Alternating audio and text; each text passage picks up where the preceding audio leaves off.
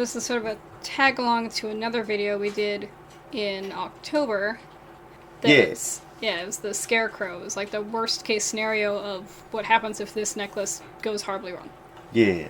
So this is the necklace of Baleful Harvest. Yes, the necklace of Baleful Harvest. Yeah.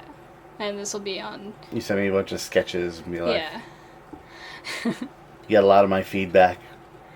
Yeah, this is more collaborative than these normally are. And it'll be for Tuscan. Yeah. And the bottom one became something else completely. It did. We brainstormed on it. It did, so that'll be a separate video, because I decided it's a... Whole new thing. A separate thing entirely. I have so many scripts to write. So that one goes away. But, yeah. Then we have the rest of these. I just kind of put them together because you liked the objects on one and the shape of the other. I liked having it be a vine, but having some acorns and the dried gourds hanging off of it. Yeah. And initially I was thinking that the, a pumpkin and acorn such would be like gems that were in the shape of. I was just like, no, just make them the actual things. And so here's me figuring out, well, is it going to be tied with the vines or is it going to be growing from the vines? Yeah. You were saying that growing from would be cooler, and I agree with that. Yeah. I eventually changed the whole shape of it, too. I sent you a bunch of different necklaces that was, like, vaguely vine-related. Like, what shape do you like? You were hard at work on this. Yeah. Yeah, this was a chunk of my life. It was an endeavor. I'm glad you had an enjoyable time, though. Yeah. You seem to enjoy doing it, so...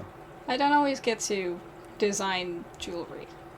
And yeah. I seem to enjoy doing it, and that's good to know about myself. Well, with the D&D stuff, it's just like, I have a vague idea, and then you draw it, and like we feed back and forth, because your art influences my script influences your art, and it's nicely collaborative. And I do like helping you write the scripts sometimes. I can't really do it with the story ones where it's like from the game itself, Grey Tower or otherwise. I might need your help with the Cleobug script, because she is chaos, so... Yeah, but that's another one I can't help with because it's not the ongoing story that involves a lot of people who, like, I'm not those characters. I don't necessarily know their motivations. Yeah, well, I'm just guessing off their actions as DM. It's just... You can keep things in character. Yeah, I think I'm pretty aware of people's characters. Yeah. So, it's a fun game. We're on a pause right now. I'm looking forward to going back to the game where we're city guards, because everything's awful. That's true. Oh boy. Looking forward to my character being broken from everything being awful. I tried to make it somewhat symmetrical, but still different enough. I like when this art isn't completely symmetrical, so I appreciate you didn't just... Yeah. But I want it to be, like, at least vaguely same shapes. Yeah. But I was having trouble with this piece for whatever reason. It would have been faster to just redraw it, and I don't know why it didn't. Sometimes you have to commit to the struggle just to show it who's boss.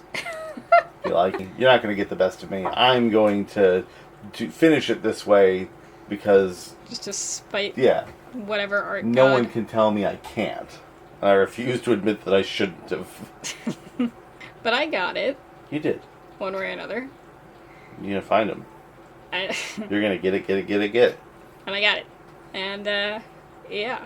So I did want it to be something that looked wearable. And I like the idea that it starts off really, really big, and then you put it over your head, and it'll kind of shrink down to fit you better. Yeah. A lot of magic items do that. Yeah. I don't think there's so many rules in 5e, but I remember in 3.5, like, if you were a smaller sized creature, like if you were a halfling, you did less damage, but your equipment also cost less. I kind of like that, because there's less to it. Yeah, but it was one of those things where it's just like, it was a lot of rules.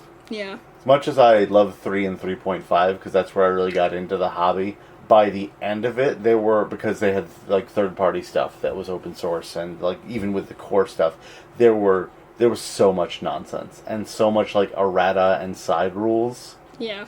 There were way too many table debates.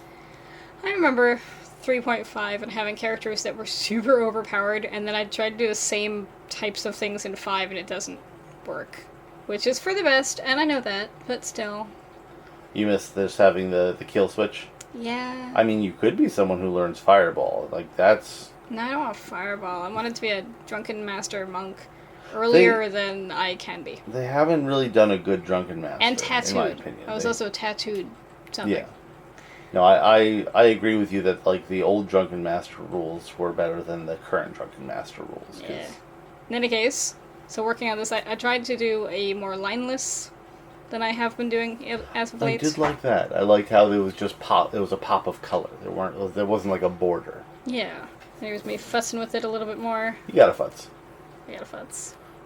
You gotta have your futz. Because I wanted to do 3 different shapes of gourds. They're all gourds. Yeah. They're gorgeous. And and that made it so they could be colorful too. Mm-hmm. So this is a necklace that's cute and it's colorful and it could do something horrible to you if it screws up.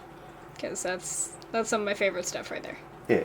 I'm redoing the content pages for Tuscan, and one of my things is that every single magic item is going to have a cursed variety. If it doesn't have a drawback, it has a cursed variation.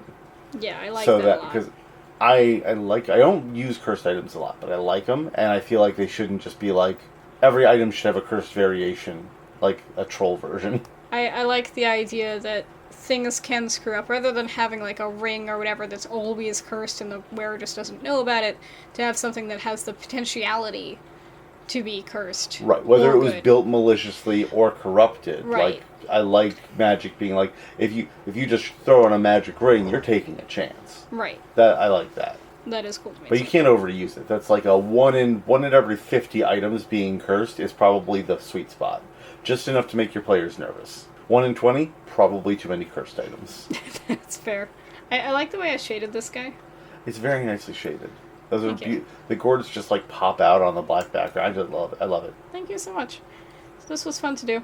I'm gonna show more Tuscan related stuff, I think, on this channel. Some more behind the scenes for Tuscan, and of course we'll link to it in the description below. I'm gonna work on some scripts. Yeah. Because, oh boy, I'm set for the next 3 weeks, but unfortunately it's made me lazy where I'm like, I don't have to work on anything. I do the same thing. That's quite adorable. But yeah, I want to get like a couple of months ahead for, so I can use my time for other things. So let's get to work. Let's do it. Rock on. Rock on.